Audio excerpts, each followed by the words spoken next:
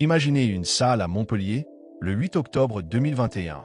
Le sommet Afrique-France réunit 3000 jeunes, une première sans chef d'État africain, dans une tentative de réinventer un dialogue vieux de décennies. Parmi eux, Adam Dicko, une activiste malienne de 24 ans, se lève. Face à elle, Emmanuel Macron, prêt à défendre la présence française au Sahel. Mais ce qui devait être un échange policé prend une tournure inattendue.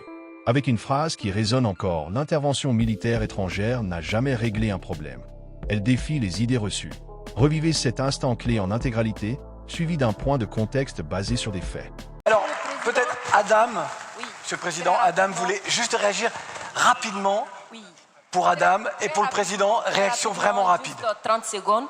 Je veux juste rappeler à Monsieur le Président que ce qui se passe au Sahel n'est que les conséquences de ce qui a été fait en Libye. Cette intervention en Libye où vous avez oublié, quand je parle de vous, je ne parle pas de votre personne, je parle de votre position. Vous avez oublié l'existence de l'Union africaine. Monsieur le Président, vous l'aimez le dire. Nous sommes au Mali pour aider le Mali. Si nous n'étions pas venus au Sahel, il n'allait pas avoir de gouvernement actuellement au Mali. J'ai envie de vous dire que si ce n'était pas les Africains, il n'allait pas avoir de France aujourd'hui. Nous sommes liés, nous sommes liés, nous sommes liés. Arrêtez de dire que vous êtes venus nous aider. Non, parce que le terrorisme ne menace pas que le Mali. Vous êtes aussi menacés. Arrêtez de nous culpabiliser sur une position de victime. Mais Adam, je ne vous culpabilise pas. Monsieur le Président, je n'ai pas terminé. Je ne vous culpabilise pas. J'essaie de restaurer justement un dialogue réciproque et de respect. Oui. On n'est pas là simplement pour nos intérêts quand on arrive au Mali en 2013. C'est un fait. Par contre, ce que vous avez dit sur la Libye, je l'ai dit plusieurs fois comme président, je partage ce que vous avez dit. La Libye, on n'a pas respecté la souveraineté d'un peuple et ça, c'est une erreur. D'accord, merci d'avoir reconnu ça. Et si vous reconnaissez ça, vous allez voir que ce qui se passe au Sahel n'est que les conséquences de cette intervention. Donc, vous êtes au Sahel pour corriger l'erreur que vous avez commise en Libye et en corrigeant ces erreurs, vous êtes en train de commettre d'autres erreurs. Monsieur le Président, je vous rappelle que l'intervention militaire étrangère n'a jamais réglé un problème. La Libye, elle est comment aujourd'hui? L'Afghanistan, c'est comment aujourd'hui? Donc l'intervention militaire ne va pas arranger les choses. Je ne voudrais pas que mon pays soit comme la Libye. Prenez votre responsabilité et surtout arrêtez de dire que nous sommes là pour vous aider. Non, vous n'êtes pas là pour nous aider. On est ensemble. On a un ennemi commun. On le combat ensemble. Et pour finir, ces sorties ces derniers jours entre vous et les autorités maliennes, c'est juste une honte. Parce que c'est une honte. Vous avez le même ennemi et l'ennemi, il est grandi. L'ennemi, il prend de l'ampleur dans ça. Dites-leur, faites-moi plaisir, dites-leur. Du coup, arrêtez ça, arrêtez ces discours paternalistes, dire que nous allons vous aider, non, nous n'avons pas besoin d'aide, nous avons besoin de coopération, nous avons besoin de partenariat et nous sommes liés par l'histoire, mais nous sommes liés par les dangers, nous sommes liés par les défis. Mais je suis 100% d'accord avec ce que vous venez de dire.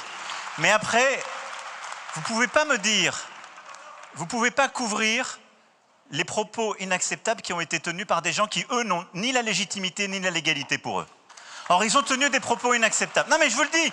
Et vous ne pouvez pas me dire, on doit avoir un dialogue équilibré, réciproque, et me dire, dès que je vous parle avec le cœur et que je vous dis la vérité, je serai paternaliste. Je ne suis pas paternaliste, je suis sincère.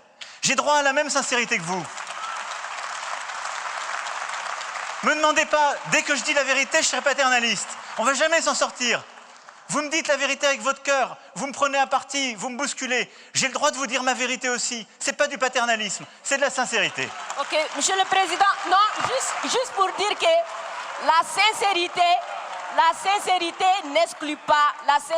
n'exclut pas la courtoisie, la sincérité. Mais je suis courtois comme vous l'êtes avec moi, Adam.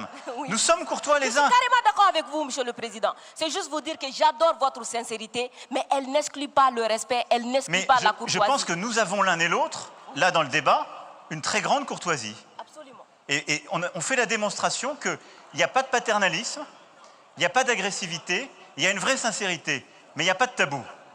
Et ce que vous avez décrit sur ce qu'on fait au Sahel, c'est exactement ça. Moi, je ne pense pas que l'intervention militaire soit l'alpha et l'oméga. Je pense le contraire. Et donc, le problème que vous avez aujourd'hui, c'est qu'il y a une autorité de transition qui dit Ils devraient rester là militairement, parce qu'ils ne veulent pas faire le travail. Nous, mais exactement, il y a des accords avec des engagements de toutes les parties. Et donc, nous, on est là pour la sécurité, mais à côté de ça, depuis 2017, on a l'Alliance internationale pour le Sahel, qui est de l'aide au développement avec la Banque mondiale, l'Allemagne, tous les pays, justement, européens et autres, qui est cet investissement solidaire qu'on a dans la région. Et il y a le rôle du retour de l'État. Chacun doit faire sa part. Et plus vite le reste est fait, plus on peut se retirer militairement, ce qui est beaucoup mieux.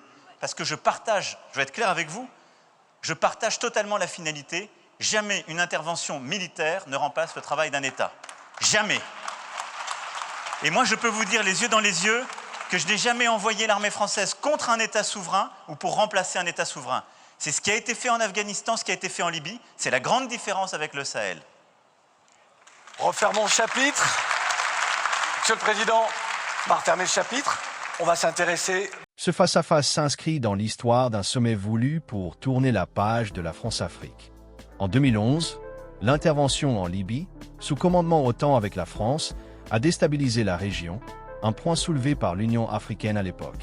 En 2013, l'opération Serval au Mali, demandée par Bamako, a stoppé une avancée djihadiste, mais les tensions persistent, menant au retrait de Barkhane en 2022.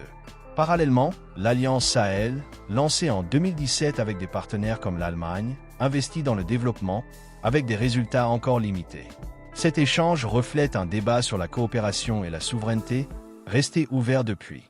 Ce moment de 2021 reste une étape dans les relations franco-africaines, marquée par un appel à un partenariat égal. Que pensez-vous de cet échange? Partagez vos réflexions en commentaire, consultez les rapports officiels pour plus de détails, et abonnez-vous pour d'autres analyses d'événements internationaux. À bientôt!